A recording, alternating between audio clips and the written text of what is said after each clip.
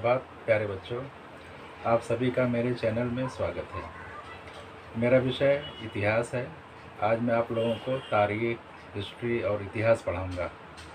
तारीख किसे कहते हैं, यानी कि इतिहास किसे कहते हैं, या हिस्ट्री से क्या मतलब, मैं आप लोगों को उर्दू में सबसे पहले बताता हूँ कि तारीख किसे कहते हैं।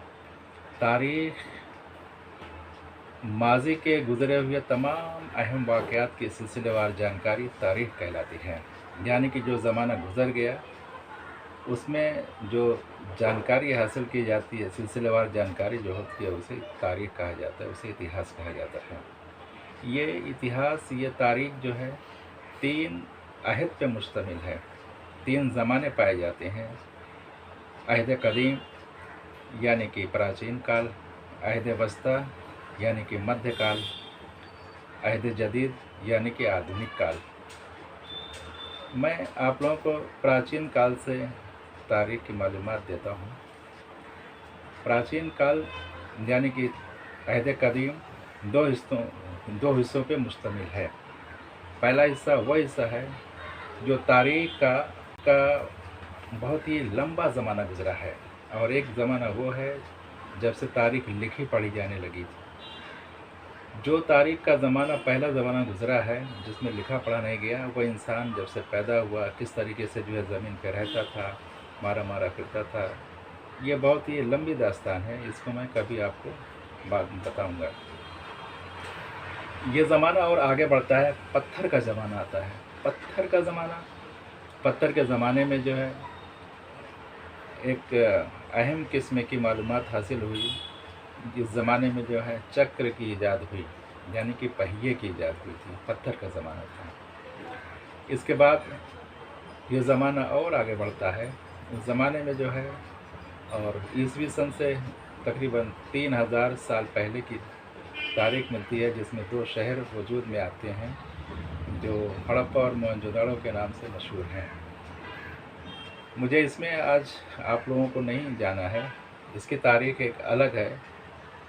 मैं आप लोगों को इसके बारे में बहुत ही डिटेल में इसको समझाऊंगा, बताऊंगा। हड़प्पा तहज़ीब और मोहनजोदड़ो की तहज़ीब।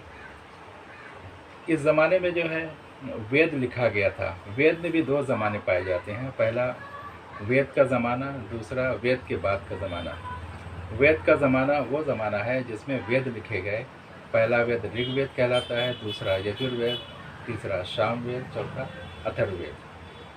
वेद के बाद भी जो है और भी कुछ पुराण लिखे गए, किताबें लिखी गई, उपनिषद, जैसे कुरान लिखा गया, उपनिषद लिखे गए और आरण्यक लिखा गया। इसके बाद ज़माना और आगे बढ़ता है, ईसवी सन से नज़दीक पहुंचता है।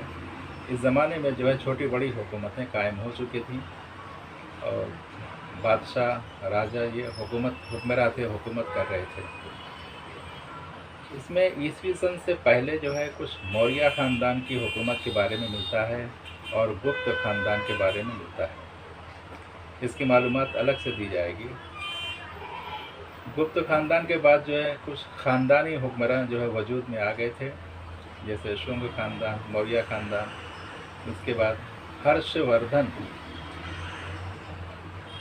कदीम ज़माने में जो है हर्षवर्धन नाम का एक बादशाह गुज़रा है, जिसने अपनी वो बहुत ही बुद्धिमान और बहुत ही काबिल बादशाह था। उसने ड्रामे और किताबें लिखी हैं। एक किताब का नाम उसने लिखा था जिसका नाम है हर्षचरित्र, संस्कृत में लिखा था इसने। कहते हैं कि हर्षवर्धन के इंतकाल के बाद जो है तारीख़ का प्राचीन ज़माना जो है, तारीख़ का अहद कदीम ज़माना ख़त्म होता है, और उसके बाद जो है अहद वस्ता शुरू होता है, यानी कि मध्यकालीन तारीख़ की शुरुआत होती है। मध्यकालीन के शुरुआत में जो है बहुत सारी छोटी बड़ी हुकूमतें थीं। वो हुकूमतें जो है हिंदुस्तान में बटी हुई थीं, प्रांतीय हुकूमतें थीं। कुछ बड़े राजा बादशाह थे, कुछ छोटी हुक्मरानी थी। लेकिन ज़माना आगे बढ़ता गया। उसी ज़माने में जो है बाहर से, यानी सेंट्रल एशिया से समरकंद, बुखारा, अफ़गानिस्तान, ईरान की तरफ से हिंदुस्तान पे हमले हुआ करते थे। उस ज़माने में नादिर शाह दुर्रानी, महमूद गजनवी, मोहम्मद गौरी जैसे बादशाह हुक्मरानों ने जो है हिंदुस्तान के बाहर से यहाँ हमला किया। 12वीं सदी के शुरुआत में जो है हिंदुस्तान में दिल्ली के तख्त से सुल्तानों ने हुकूमतें किया था। पाया जाता है कि 5 ख़ानदान के सुल्तानों ने हुकूमतें की थी। उसमें सबसे पहला ख़ानदान था ग़ुलाम ख़ानदान, जिसका पहला सुल्तान था कुतुबुद्दीन ऐबक। 4 साल उसने हुकूमत किया था और उसका इंतकाल हो गया। उसके बाद उस अल्तमश ने उसकी हुकूमत कायम की, उसकी सल्तनत को आगे बढ़ाया। इसी ख़ानदान में रज़िया सुल्तान के बारे में मिलता है। इसके बाद खिलजी ख़ानदान आता है। खिलजी ख़ानदान ने भी हुक्मरानी की। उसके बाद तुगलक ख़ानदान, उसके बाद सैयद ख़ानदान, उसके बाद आखिरी ख़ानदान जो था दिल्ली के सुल्तानों का लोधी ख़ानदान। लोधी ख़ानदान का पहला जो सुल्तान था बहलोल लोधी, उसके बाद सिकंदर लोधी, उसके बाद उसका बेटा इब्राहिम लोधी। लोधी ख़ानदान का आखिरी सुल्तान जो था वो इब्राहिम लोधी। समरकंद, बुखारा और फरगाना से हुक्मरानी करने वाले बाबर ने जो है उसने ख्वाब में देखा कि मैं हिंदुस्तान का बादशाह बनना चाहता हूँ। उसने जो है बहुत ही कोशिश किया। आखिर में जो है वो इब्राहिम लोधी से उसकी जंग होती है। जंग में जो उसे फ़तेह हासिल होती है और इब्राहिम लोधी को शिकस्त होती है। उसी दिन से हिंदुस्तान की एक नई तारीख़ मुरतब होती है। हिंदुस्तान की तारीख़ में मुग़लिया सल्तनत, मुग़लिया ख़ानदान की हुकूमत कायम होती है। 1526 ईस्वी में बाबर मुग़लिया ख़ानदान का पहला बादशाह हिंदुस्तान की तारीख़ में बादशाह बनता है। 4 साल हुकूमत करने के बाद 1530 ईस्वी में उसका इंतकाल होता है। मुग़लिया सल्तनत में हुक्मरानी में जो है एक रस्म थी कि उसका बड़ा बेटा वली अहद बनता है, यानी कि बड़े बेटे को उसने वली अहद चुना। और बाबर के इंतकाल के बाद उसका बेटा हुमायूं हिंदुस्तान का बादशाह बना। थोड़े दिनों हुकूमत करने के बाद उसको अपनी हुकूमत से दस्तबरदार होना पड़ा। उस बीच में शेर शाह सूरी ने हुकूमत की। तकरीबन 10 साल के बाद जो है फिर वापस से हुमायूं ने कोशिश किया, जंग किया और उसे फ़तेह हासिल होती है और वापस से उसने 10 साल तक हुकूमत किया। 1526 ईस्वी तक हुमायूं की हुकूमत रही। 1556 ईस्वी में जो है उसका इंतकाल हो जाता है। 1556 के बाद जो है हिंदुस्तान की तारीख़ में एक नए बाब की शुरुआत होती है। अकबर, जलालुद्दीन मोहम्मद अकबर के नाम से, जिसने हुकूमत संभाली। जब उसने हुकूमत संभाली उसकी उम्र सिर्फ 13 साल थी। 13 साल के उम्र में जो है अकबर हिंदुस्तान का बादशाह बनता है और उसने एक लंबे अरसे तक हुकूमत किया। उसके बाद उसका बेटा सलीम, जिसका नाम सलीम था, जहांगीर के नाम से उसने हुकूमत की।